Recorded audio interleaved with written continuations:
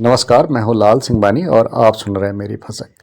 तो बिहार विधानसभा चुनाव का परिणाम पूरी तरह एनडीए गठबंधन के फेवर में रहा। लोग बता रहे हैं, समाचार पत्र खबर छाप रहे हैं कि अभी प्रधानमंत्री नरेंद्र मोदी का जलवा कायम है। नीतीश कुमार के शासनकाल को बिहार में सुशासन के नाम से जाना जाता है और एनडीए गठबंधन ने अपने बिहार में प्रचार के दौरान बार बार जंगल राज की याद दिलाई। तो बिहार में एनडीए गठबंधन भारी बहुमत से सत्ता में आ गया। बिहार के वोटर्स ने एक तरफा वोट किया। आखिर बिहार के वोटर्स ने तेजस्वी यादव को खारिज क्यों कर दिया? नीतीश कुमार पिछले 20 साल से सत्ता में है और अब वे 5 साल और सत्ता में रहेंगे। तो कहा जाता है कि जो पार्टी लंबे समय से शासन में रहती है वहाँ पर एंटी इनकम्बेंसी फैक्टर होता है। सत्ता में रहने वाली पार्टी चुनाव में नुकसान झेलती है क्योंकि हर किसी मतदाता को संतुष्ट नहीं किया जाता है। प्रधानमंत्री नरेंद्र मोदी और नीतीश कुमार यानी एनडीए गठबंधन बार बार ये याद दिला रहा था कि बिहार में कभी जंगल राज था, वहाँ अपराधियों को कानून का भय नहीं था। लेकिन जो मतदाता अभी अभी वोटर बने हुए हैं, जो 18-19 साल के हैं, वे क्या जानते हैं कि बिहार में कभी जंगल राज था? उन्हें इस बात का कोई एहसास नहीं है कि जंगल राज कैसा था। सिर्फ उन्हें ये जंगल राज के बारे में चुनाव के दौरान सुनने में आता है। लेकिन मुझे नहीं लगता कि बिहार के वोटर्स ने जंगल राज के नाम पर एनडीए गठबंधन के फेवर में वोट किया होगा। तो क्या बिहार के वोटर्स ने लालू प्रसाद यादव पर लगे चारा घोटाले के कारण एनडीए गठबंधन के फेवर में वोट दिया होगा? नहीं, वोटर इस बात की परवाह नहीं करता है। जब तक किसी वोटर की, किसी व्यक्ति के अपने जेब से कोई धनराशि नहीं जाती है, तब तक वोटर इस बात की चिंता नहीं करता है कि घोटाले हो रहे हैं या नहीं हो रहे हैं। आम वोटर को क्या चाहिए, आम व्यक्ति को क्या चाहिए? उन्हें रोजी रोटी चाहिए, मजदूरी चाहिए, खाना चाहिए।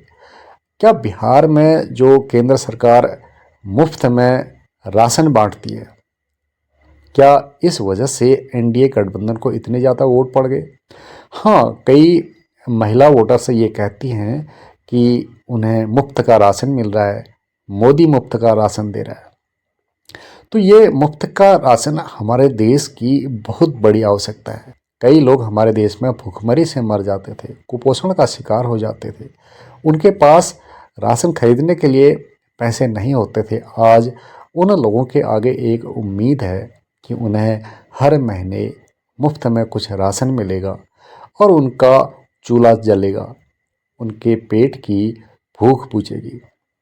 तो बिहार सहित पूरे भारत में जो मुफ्त में राशन दिया जाता है, इस राशन की वजह से बहुत बड़ी मात्रा में वोटर्स प्रधानमंत्री नरेंद्र मोदी को सपोर्ट करते हैं। एनडीए गठबंधन को भारी बहुमत से जिताया।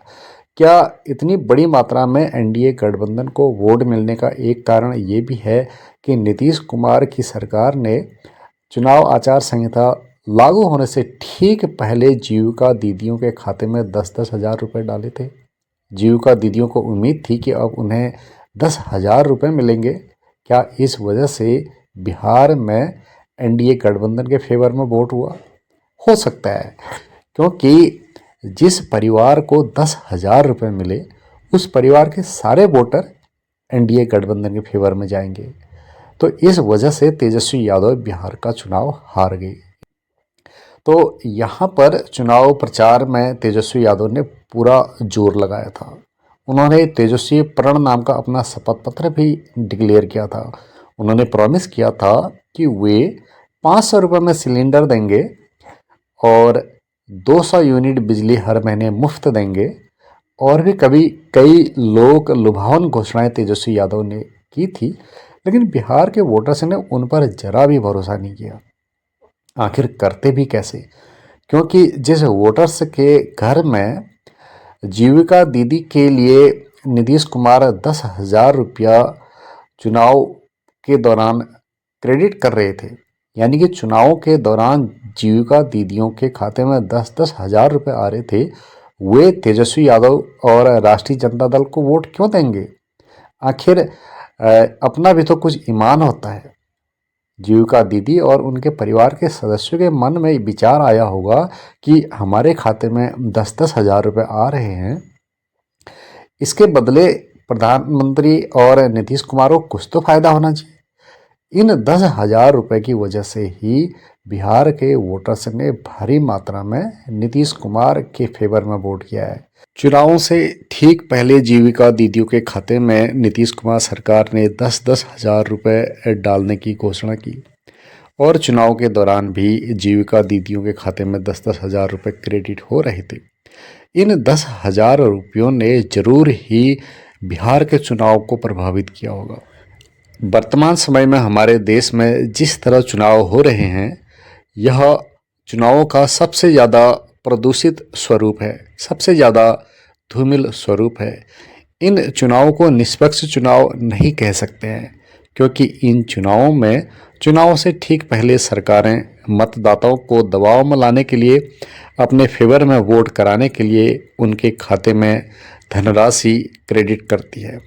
क्या विश्व के दूसरे देशों में भी चुनाव से ठीक पहले मतदाताओं के खाते में धनराशि क्रेडिट की जाती है? यह एक विचारणीय विषय है। हमारे देश में राजनीतिक दल रेवड़ी कल्चर के आधार पर सत्ता में आना चाहती है। अभी हाल में न्यूयॉर्क के मेयर के बारे में भी कहा जा रहा है, वे भी दिल्ली के पूर्व मुख्यमंत्री अरविंद केजरीवाल के द्वारा प्रचलन में लाए गए रेवड़ी कल्चर के आधार पर ही न्यूयॉर्क के मेयर का चुनाव जीते हैं। तो क्या भारत में चुनाव इसी तरह रेवड़ी कल्चर के आधार पर लड़े जाएंगे? यदि भारत में विभिन्न राज्यों में चुनाव इसी प्रकार लड़े जाएंगे जिस प्रकार बिहार में एनडीए गठबंधन ने चुनाव लड़ा, चुनाव आचार संहिता लागू होने से ठीक पहले जीविका दीदियों के खाते में 10-10 हज़ार रुपये डाल दिए गए, तो इस तरह विपक्ष के लिए चुनाव जीतना असंभव हो जाएगा और रेवड़ी कल्चर हमारे देश के नागरिकों को पंगु बना देगा, उन्हें परिश्रम करने की आदत भुला देगा।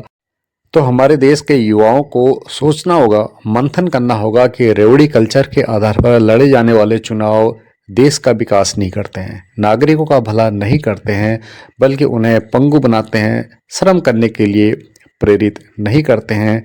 चुनाव से ठीक पहले सत्ताधारी पार्टी द्वारा मतदाताओं को 10-10, 20-20 हज़ार रुपये उनके खाते में देकर सत्ताधारी पार्टी मतदाताओं को एक तरह से अपने पक्ष में वोट कराने के लिए दबाव में लाती है।